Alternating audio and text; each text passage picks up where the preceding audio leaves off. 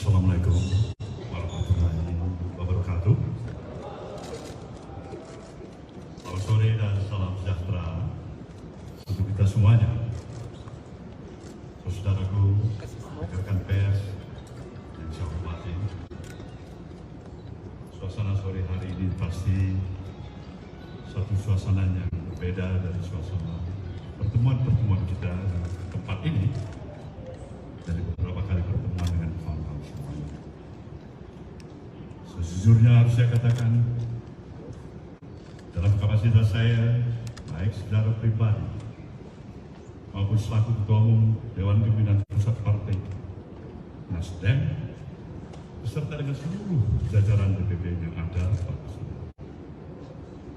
dan tentu juga tidak terlepaskan dari seluruh selagorde, baik Dewan Pimpinan Wilayah, Dewan Pimpinan Daerah, sampai DPRD Partai Nasdem seluruh Indonesia. Kami dalam suasana penuh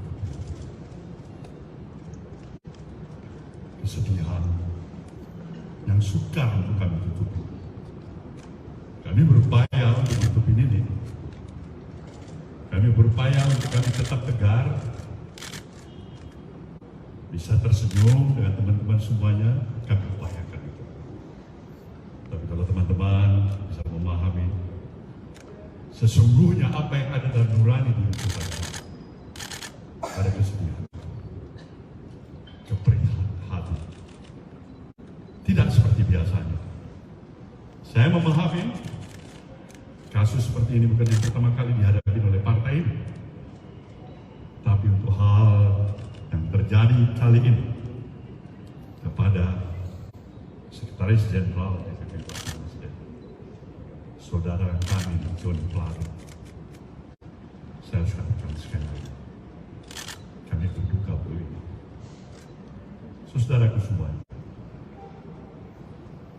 ditetapkannya saudara Johnny Plate sebagai tersangka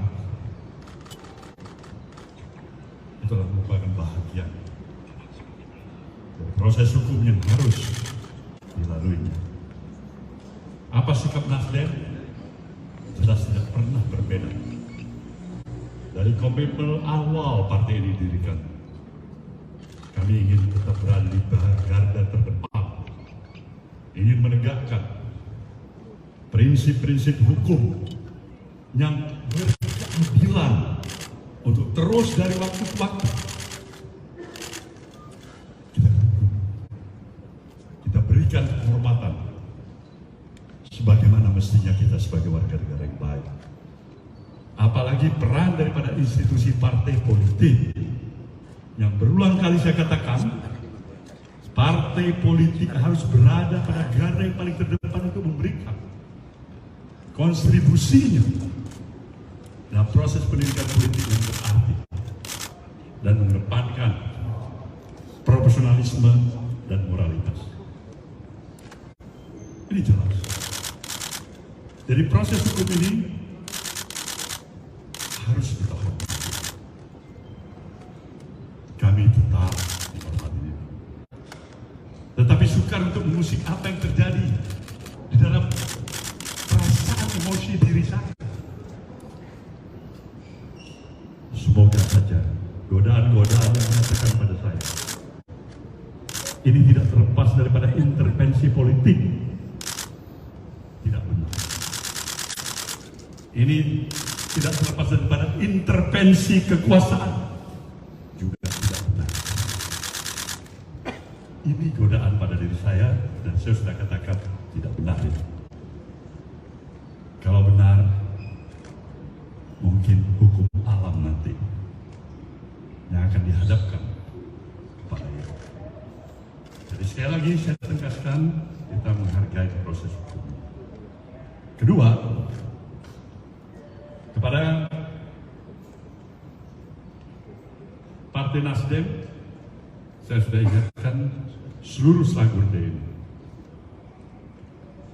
untuk tetap bekerja seperti biasa. Tidak mudah terprovokasi. Jangan kasih tempat siapapun yang mencoba untuk mengadu domba di antara kita satu sama lain. Karena kita lebih mengedepankan komitmen kita terhadap stabilitas nasional yang kita.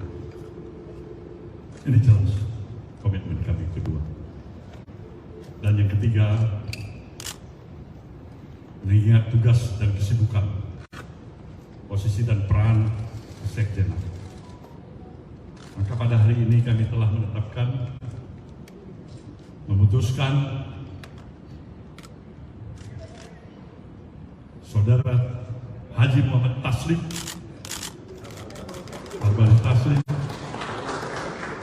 sebagai pelaksana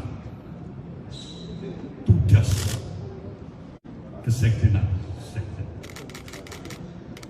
Inilah yang bisa kami berikan keterangan kepada saudara semuanya, dan tentu saya pasti memahami kawan-kawan dan saudara semuanya ingin bertanya selaku pucuk pimpinan partai ini.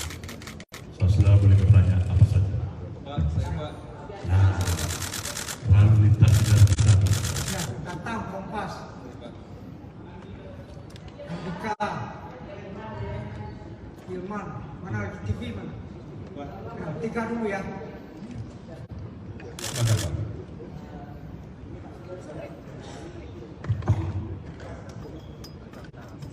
Siap. Mohon izin Pak Surya dan jajaran elit Partai Nasdem. Mohon izin bertanya Pak Surya, ini sudah kali kedua Sekjen Partai Nasdem, yang pertama dulu Rio Capella dan sekarang Pak Joni Plate terlibat dalam pusaran korupsi. Apa evaluasi ke depan Pak yang akan dilakukan? Yang kedua adalah bagaimana setelah kasus Pak Joni Plate ini hubungan antara teman-teman Nasdem dengan istana akan seperti apa Pak? Terima kasih. Baik.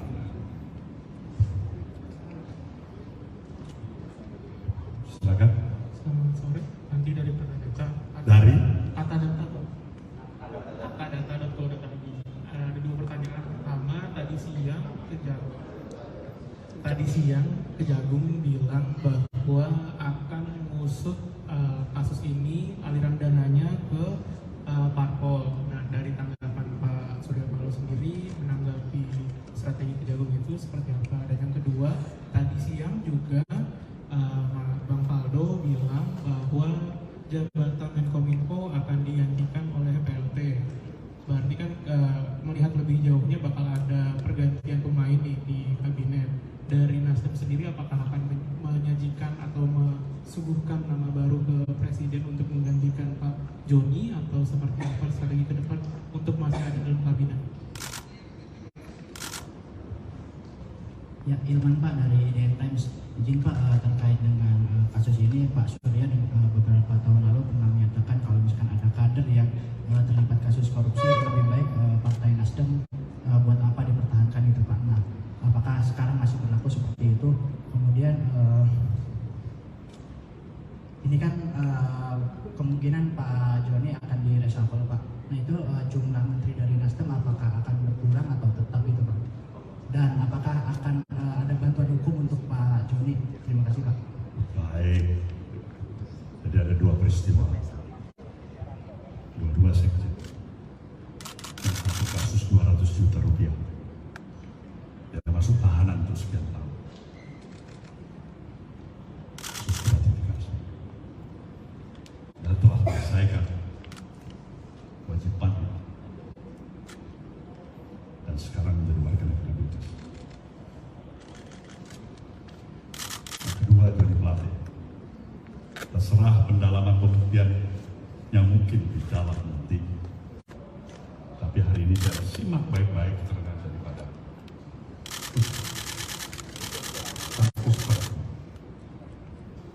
ada pengakuan yang menyatakan dia meminta agar diberikan 500 juta untuk anak-anak tiap bulan dengan proyek kerugian negara yang 8 triliun. Ya, kalau tidak ada pendalaman lebih lain untuk menemukan bukti-bukti yang lebih memberatkan, ya semakin sedih lagi kita. Terlalu mahal dia untuk diborgol dalam kapasitas diri sebagai menteri, sebagai sekjen partai, terlalu mahal.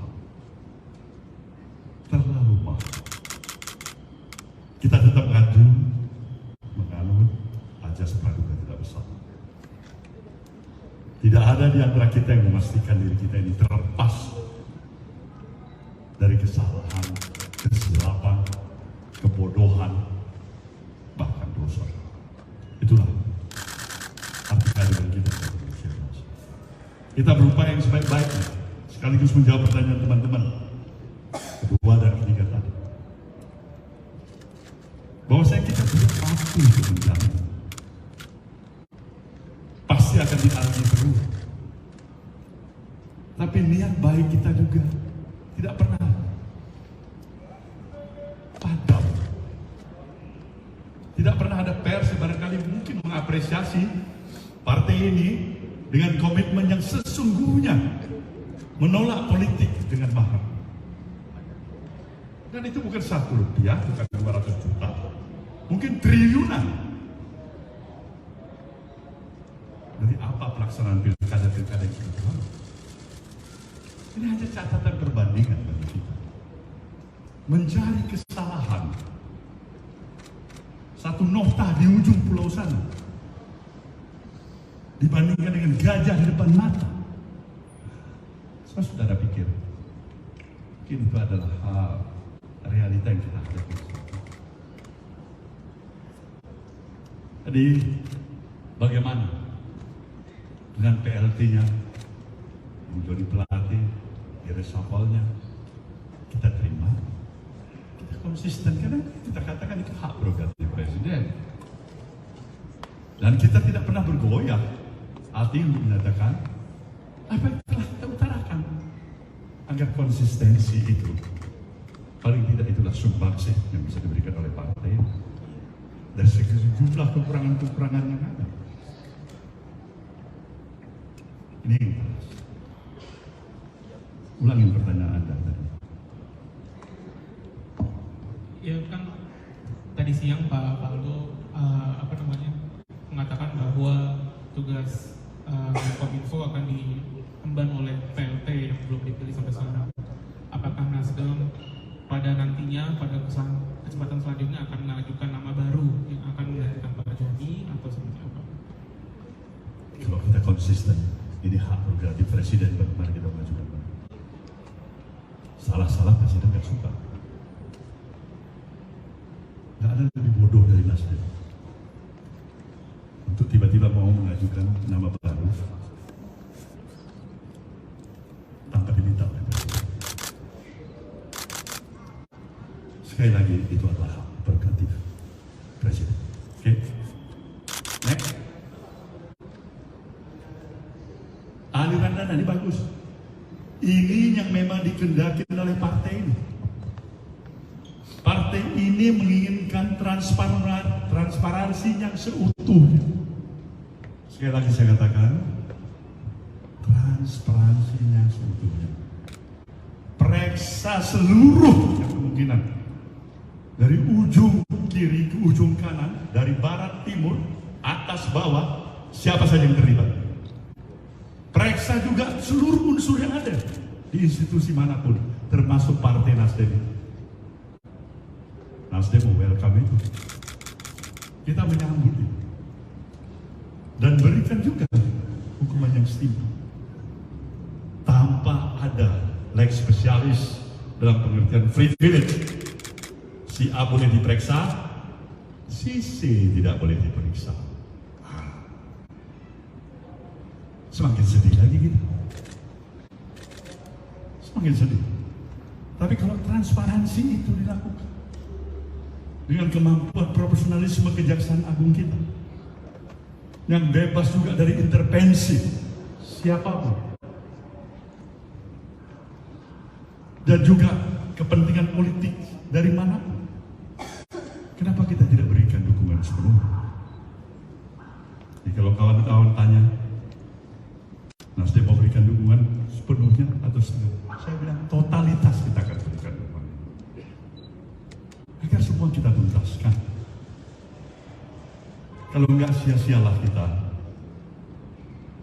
untuk menginginkan dan memperjuangkan suatu misi besar, membawa kemajuan bangsa dan negara menjaga demokrasi negeri ini, dan memperjuangkan rasa keadilan yang sesuai dengan komitmen kebangsaan kita. Itu kira-kira. Pertanyaan dari saya,